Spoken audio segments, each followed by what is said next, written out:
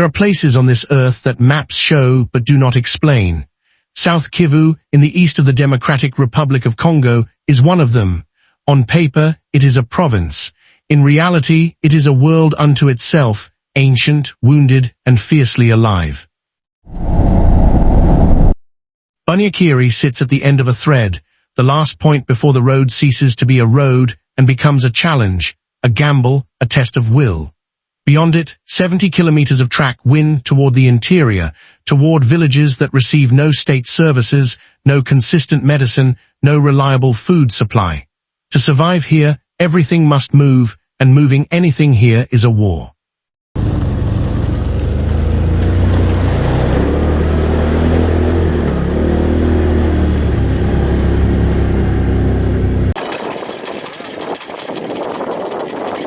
People in the city, they talk about this road like it is something to be fixed, a problem, but the road is not the problem, it is the truth.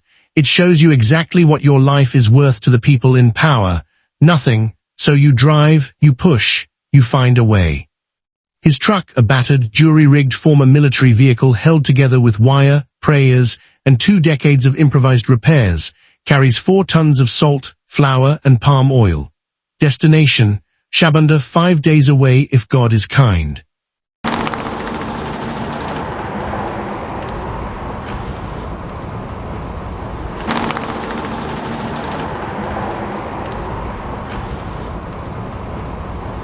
The road that eats Theodora drives is not a road in any conventional sense. It is a negotiation between human ambition and tropical earth. During the dry season, it is brutal. During the rains, which arrive without warning and last for months, it becomes a trap. Trucks disappear into it. Days disappear into it. Men disappear into it.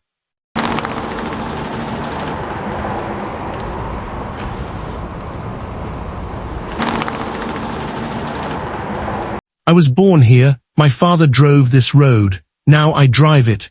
Maybe my son will drive it, unless something changes, which I do not expect. They make 8 kilometers in 4 hours. The first breakdown occurs before noon. A split fuel line, repaired with a strip of inner tube and a clamp fashioned from a tin can.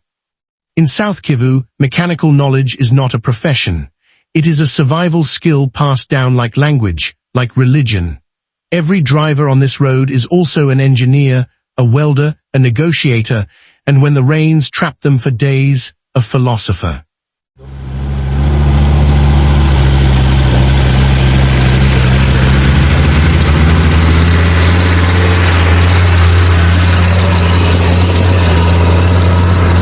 You cannot be afraid on this road. Fear does not help. You must think clearly, always think clearly. Where is the firm ground? Where is the danger? What can I use? Fear gives you nothing.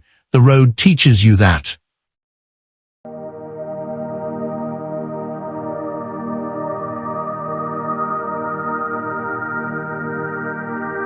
Shabunda holds approximately 80,000 people. It is not a village. It is a city marooned. The nearest paved road is 4 days by truck. The nearest functioning hospital is further still. And yet Shabunda breathes, trades, celebrates, and endures. A market trader, Mana Zawadi, 52 years old, arranges small bottles of cooking oil. Each bottle costs 3 times what it would in the capital. Mama Zawadi, when the trucks do not come, prices double. When the rains come, prices triple. We eat less. We sell what we have. We find ways. We have always found ways. But the children should not have to find ways. They should just eat. The airstrip is Shabunda's lifeline and its paradox. Flying in goods costs 20 times what road transport would charge if the road were passable. So the sick pay premium prices for drugs. Families pay premium prices for rice. The poverty of geography creates the poverty of economics, and both are passed down to the people who had no say in where they were born.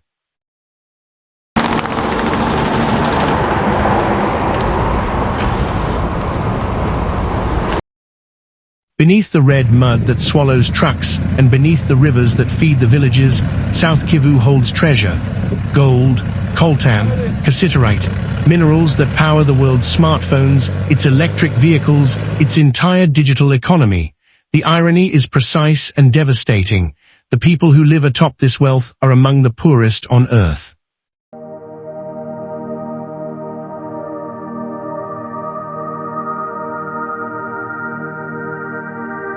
Ambroise, 28 years old, a gold miner. Originally from Bukavu, he came to the river 2 years ago after losing his job as a teacher.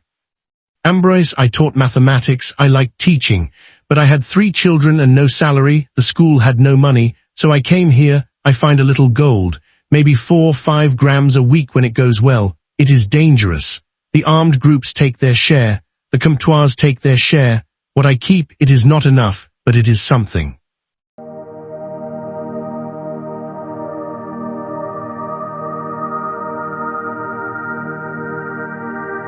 Ambroise works waist-deep in turbid water, washing gravel through a wooden sluice box. Around him, hundreds of other men and women do the same, a hand-powered industry operating without safety equipment, labor protections, or environmental oversight.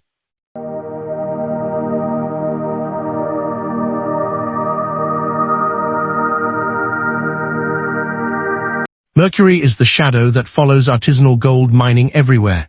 Here, miners use it to amalgamate fine gold particles from sediment, a technique that works, that is affordable, and that is slowly poisoning the river and every person who depends on it. The Lulenge feeds into the broader watershed. Communities downstream drink this water. Fish die in unusual numbers. Children develop rashes no one can explain.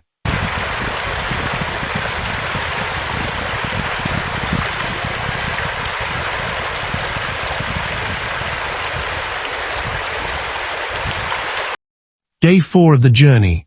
The truck crests a ridge, and below, finally, Shabunda's rooftops spread across a valley. Jean-Paul erupts in a cheer. Theodora allows himself a small smile. The unloading takes 4 hours.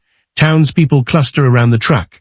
Salt, flour, cooking oil, spare motorcycle parts, printed school textbooks, all of it passes from hand to hand, priced high, purchased with careful calculation by people who have been waiting days, sometimes weeks, for this moment. Theodora will rest one night, reload, and drive back. The return trip is theoretically faster, lighter load, better knowledge of what the road is doing this week. But the road changes. It always changes.